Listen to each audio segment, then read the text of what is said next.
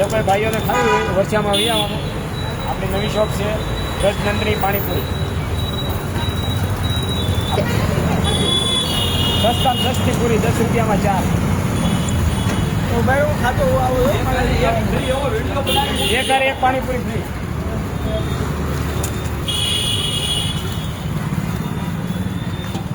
Like કરો like કરો અને શેર કરો.